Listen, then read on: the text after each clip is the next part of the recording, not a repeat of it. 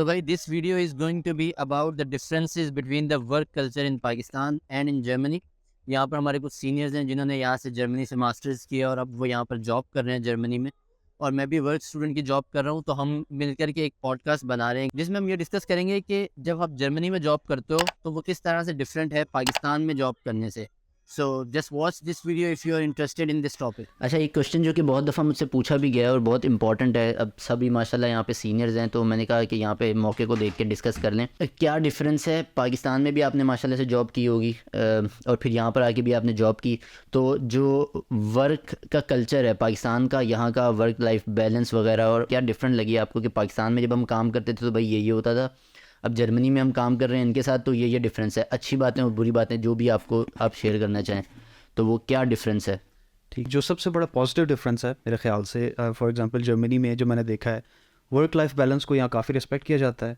और दूसरा ये है कि यहाँ ट्रस्ट बेस्ड होता है, काम आपको असाइन किया जाता है, आपको एक काम असाइन कर देंगे और उसके बाद आपने वो काम डिलीवर करना है। ये माइक्रो मैनेज आपको नहीं करेंगे, आपसे बार बार पूछेंगे नहीं, but at the same time जब फाइनल प्रोडक्शन का दिन होगा या डिलीवरी का जो दिन होगा एक्सक्यूज मी, तो उस दिन वो आपने डिलीवर करना है, उस दिन आपको क्वेश्चन करेंगे। ये सबसे बड़ा डिफरेंस। बिल्कुल, मैं सेकंड करूँगा, आप बताएं कुछ आपके माइंड में ऐसा है।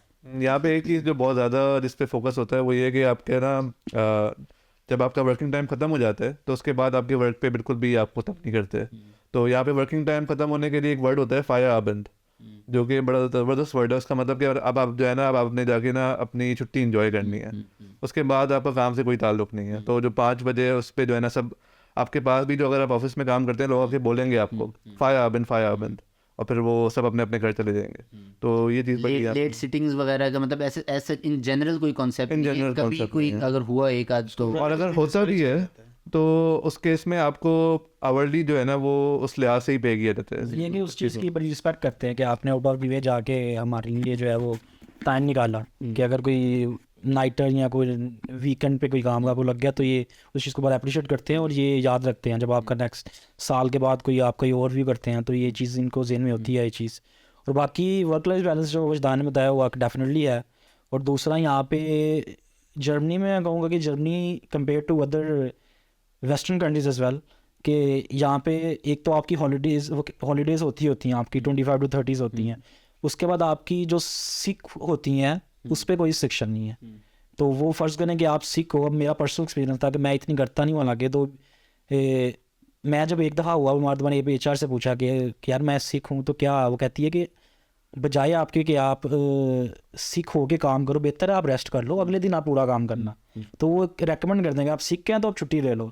और यह कि सिक जब आप होते हो फिर आपने अगर एक दिन कर लिया तो कोई इतना इशू नहीं होता ना, अगर आप 2-3 दिन करनी है तो फिर आप डॉक्टर के पास जाते हो, आप उसको प्रॉपर डॉक्यूमेंट लेते हो, तो आप जो है ना वो अपनी कंपनी को दिखाते हो कि यार मैं सिक था, तो वो इतना कोई इशू नहीं होता। इधर ये प्रेफर किया जाता है कि आपकी सेहत जो है वो ज़्यादा इंपॉर्टेंट है बजाय कि आपके काम की। तो वर्क लाइफ बैलेंस यहाँ पे काफ़ी बेहतर है जर्मनी का। और एक चीज़ मुझे जो लगती है यहाँ पे, जैसे हमने पहले भी बात की सब भाइयों ने, कि जो आपके टाइम को वैल्यू करते हैं ना वो बहुत ज़्यादा है। मैं ये सब तो फुल टाइम कर रहे हैं, इनका ऑब्वियसली एक टाइम होगा, लेट्स सपोज 9 to 5 या कुछ भी, इनका एक टाइम फिक्स होगा।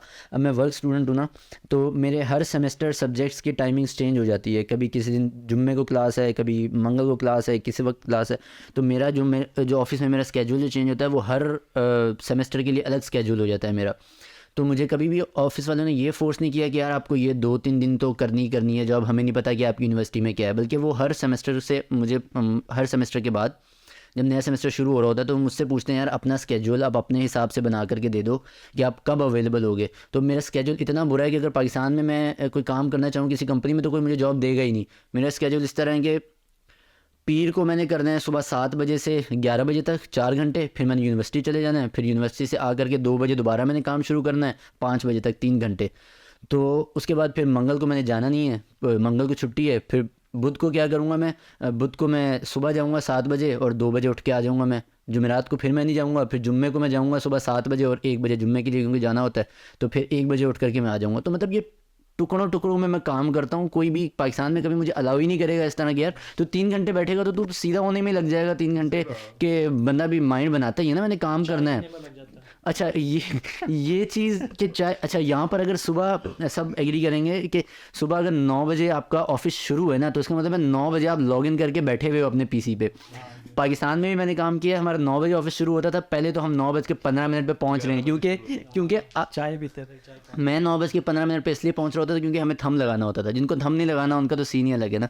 अब थंब लगाना है तो 15 मिनट का ग्रेस पीरियड होता था, तो हमने माइंड बनाया होता था कि 9:15 से पहले पहले लगाना है। तो 9:15 से पहले लगाया थंब लगा के अब बैठ गए भाई, हमने एंट्री कर दी है। अब वो कॉल कर रहे हैं भाई तू चाय ले आ, पराठा ले आ।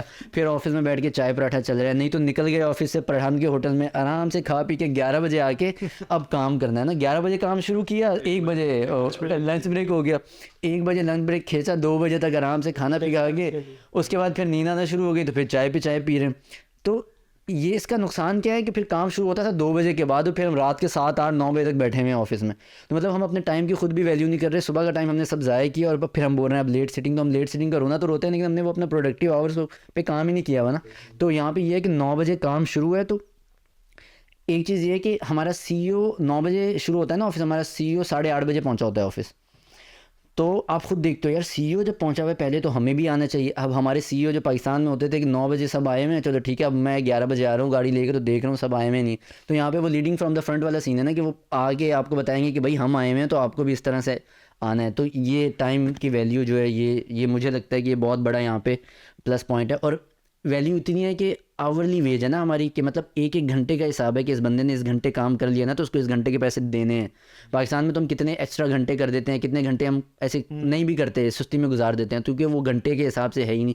तो जब ये इन्होंने पे ही घंटे के हिसाब से रखी हुई, तो 1-1 घंटा इनका बहुत इंपॉर्टेंट होता है यहाँ पे। मैं ज़रा बैक करूँगा जो वजदान बात कर रहा था, तो प्रोएक्टिविटी को बहुत ज़्यादा ये वो देते हैं दांत, क्योंकि माइक्रो मैनेजमेंट में ना ये उस बंदों को ये रखते ही नहीं है। दूसरी बात ये, मैं ज़रा बस ये कहूँगा कि आपकी जो भी मतलब पर्सनैलिटी है, आप अपने आप को ऑथेंटिक रखें, ये अप्रिशिएट करते हैं। क्योंकि आप जो असल में है ना, अगर आप शेल में रहेंगे ना तो ये फिर ट्रस्ट भी नहीं करेंगे। इनको होगा कि यार ये बंदा खोल क्यों नहीं रहा। उसका ये मतलब नहीं है कि आप जाके उनके साथ शराब मराब पीने लग जाएं। उसका मतलब ये है कि आप जो हो, जो आपकी मतलब पर्सनैलिटी है, वो आप इनको दिखाओ।